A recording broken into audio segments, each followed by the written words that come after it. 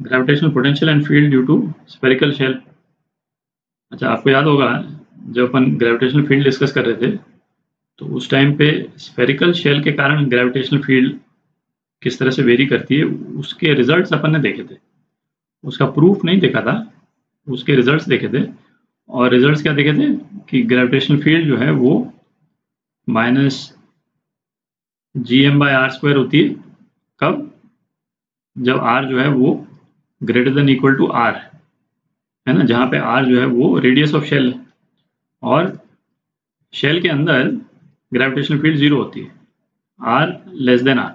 ठीक है, ये मैंने एज अ रिजल्ट सीधा स्टेट कर दिया था और उस टाइम पे फिर मैंने कहा था कि इसका प्रूफ जो है अपन बाद में देखेंगे। तो अब इसका प्रूफ देख लेते हैं। ये दो रिजल्ट्स जो अपन ने पहले देखे थे उसका प्रूफ देख लेते हैं।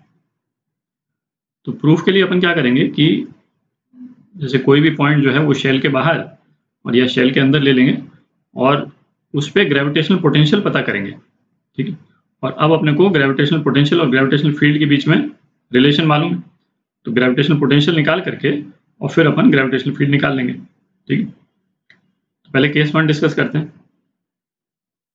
केस वन क्या हो गया?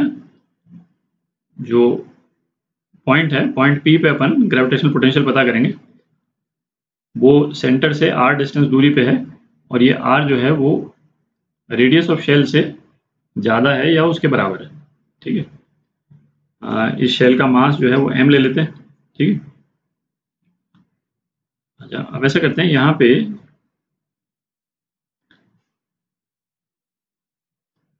एक रिंग लेते हैं, है ना, एक पतली सी रिंग लेते हैं और रिंग का जो डिस्टेंस है पॉइंट P से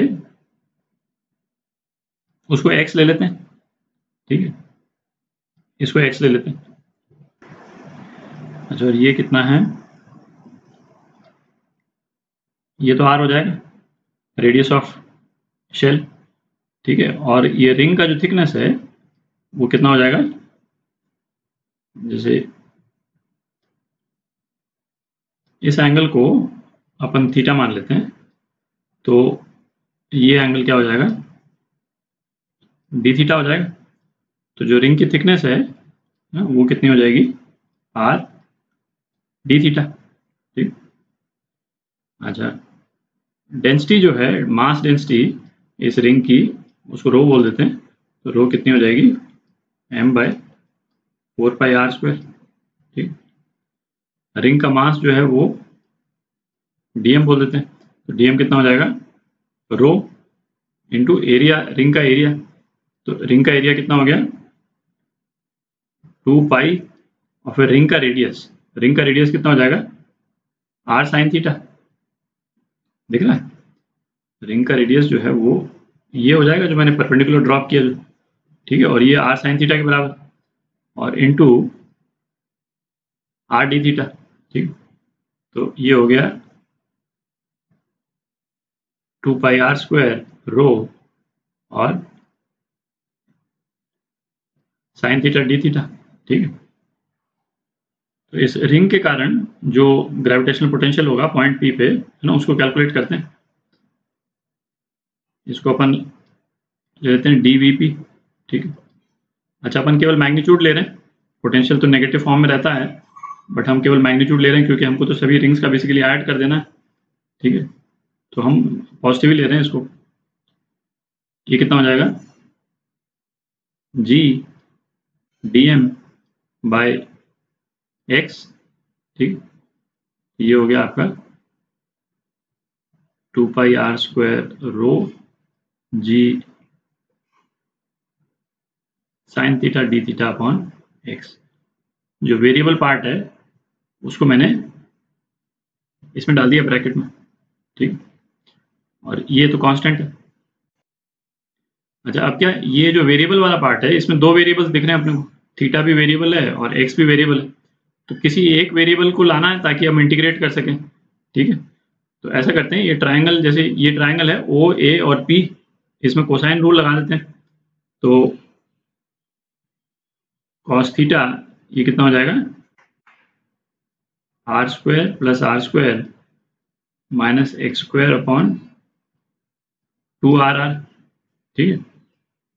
तो 2r cos थीटा ये कितना हो गया, r² + r² माइनस x²। ठीक, दोनों तरफ डिफरेंशिएट कर देते हैं, तो ये हो गया 2r minus sine theta D theta is equal to r² + r²। ये तो कांस्टेंट है, केवल x है वेरिएबल, तो माइनस 2x dx। ठीक, और इसमें ये दोनों टर्म्स पॉजिटिव हो गई और 2 कट गया दोनों तरफ से। ठीक, तो ये दो इक्वेशन आ गई अपने पास में। एक इक्वेशन तो ये है और दूसरी इक्वेशन ये है। तो इस इक्वेशन से जो साइन थीटा डी थीटा वाली टर्म है उसको यहाँ पे डाल देते हैं। ठीक है, कितना हो जाएगा, dVp आ जाएगा आपका 2πr² रो जी, और साइन थीटा डी थीटा की जगह अपन डाल रहे हैं x dx अपॉन RR। ठीक है, और ये अपॉन x हो गया। ठीक, तो ये कितना हो गया, 2πr रो जी बाय R। ये तो कांस्टेंट टर्म हो गई और वेरिएबल टर्म क्या रह गई, केवल dx रह गई। ठीक है, क्योंकि ये x तो कैंसिल आउट हो गया, ये x इससे कैंसिल आउट हो गया। ठीक है, अच्छा अब अपने को इंटीग्रेट करना है। तो x जो है कहाँ से कहाँ वेरी कर रहा है, x वेरी करेगा जब पॉइंट a, एक तो पॉइंट, एक एक्सट्रीम पॉइंट a का यहाँ पे होगा। ठीक है, इसको मैं a1 बोल देता हूँ, और दूसरा एक्सट्रीम क्या होगा, a2। तो जब ये वाला पॉइंट जो है, रिंग जो है बिल्कुल a1 पे होगी, ठीक है, तो dx कितना होगा, r माइनस r। दिख रहा है, gm/r। ठीक, तो ये आपका ग्रेविटेशनल पोटेंशियल का रिलेशन आ गया जब पॉइंट जो है वो शेल के बाहर है। ठीक है, तो अब केस 2 देखते हैं। अब केस 2 में चूंकि 95% कैलकुलेशन बिल्कुल एग्जैक्टली सेम रहता है, तो ये कैलकुलेशन जो है ना, ये मैं नहीं हटा रहा हूँ, केवल डायग्राम जो है वो थोड़ा चेंज हो जाएगा। तो मैं चेंज डायग्राम बना लेते हैं जरा। तो डायग्राम भी मेजॉरिटी मैंने रिटेन कर लिया है, क्योंकि डायग्राम भी बहुत ज़्यादा चेंज नहीं होगा। अब ऐसा करते हैं, इस पॉइंट P को अंदर ले जाते हैं शेल के। तो पॉइंट P जो है सपोज मैंने यहाँ ले लिया है ना, ये पॉइंट P हो गया। तो R जो है ना, R क्या हो गया, R हो गया,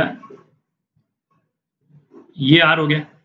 पुराना वाला इसलिए रिटेन किया हुआ मैंने ताकि आप पुराने वाले से कंपेयर कर सके। ठीक है, तो R ये हो गया, और R तो कांस्टेंट है ना, पिछली बार भी कांस्टेंट था, इस बार भी कांस्टेंट है।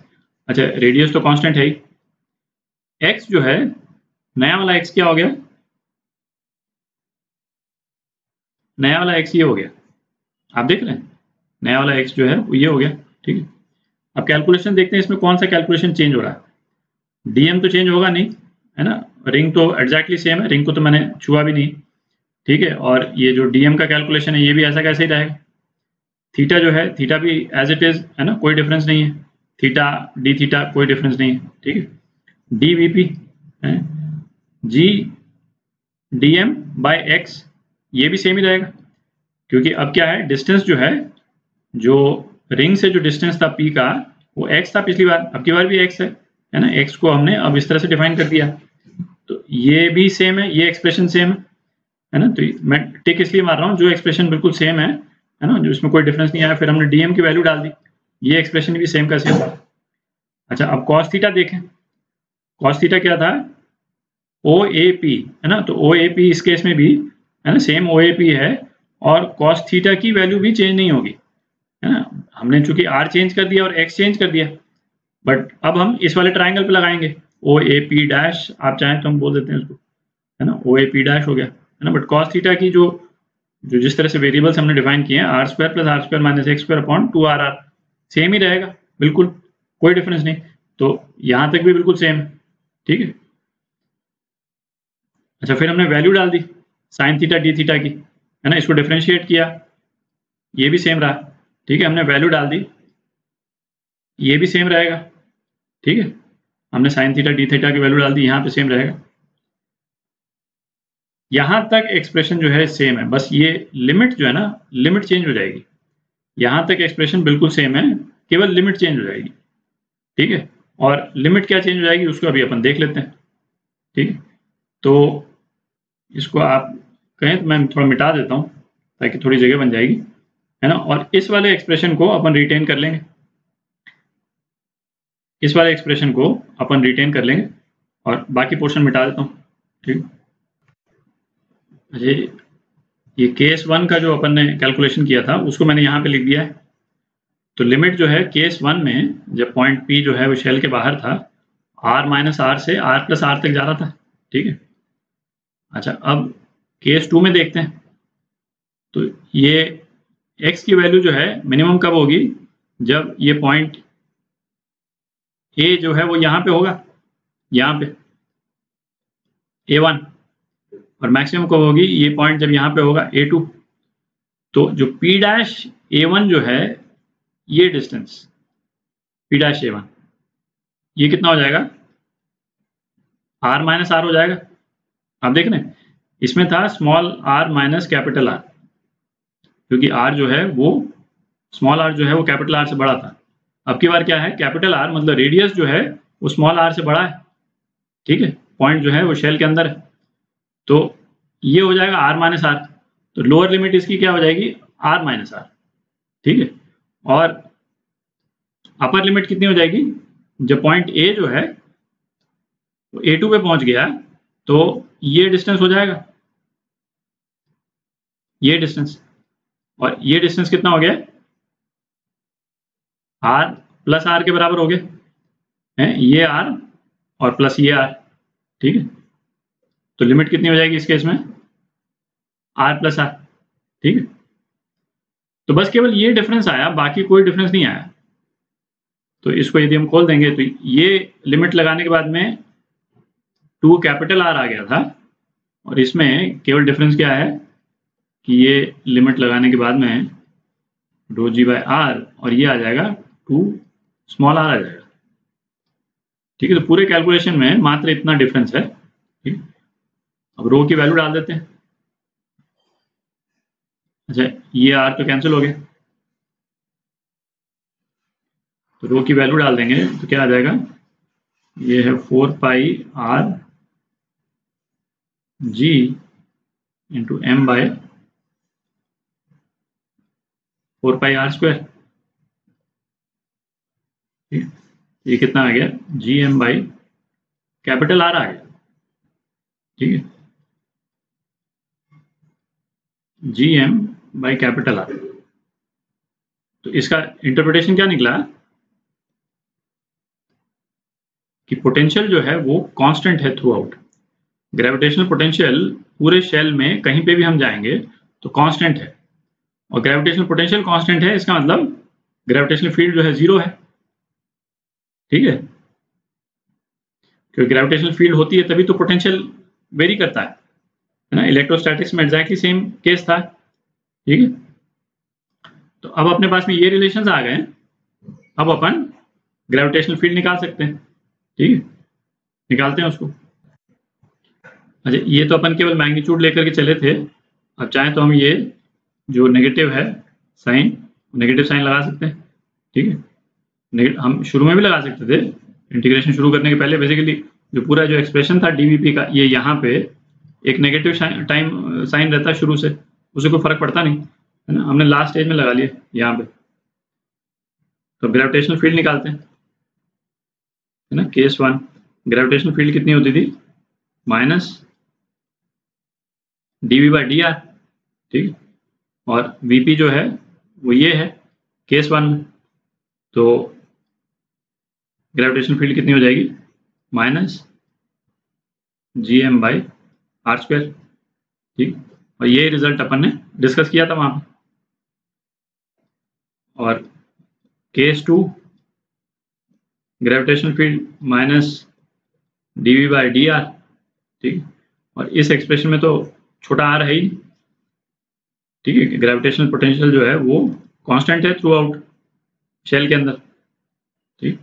तो ये कितना हो जाएगा, 0 हो जाएगा, क्योंकि कोई वेरिएशन है ही नहीं, स्मॉल आर है ही नहीं इस एक्सप्रेशन में, तो ये 0 हो जाएगा, ठीक है। तो ये रिजल्ट जो है अपन ने वहां पर डिस्कस किया था। इलेक्ट्रोस्टैटिक्स में हम इस रिजल्ट को लेकर के आते हैं, क्योंकि हमारे पास में वहां पे गॉस लॉ था, तो थोड़ा सा सिंपल था एक तरह से, और मतलब एग्जैक्टली सेम कैलकुलेशन यूज करके वहां पे भी हम सेम रिजल्ट ला सकते थे, बट वहां पे हमने इस तरह से किया नहीं था, है कि नहीं। तो ये आप नोट कर सकते हैं।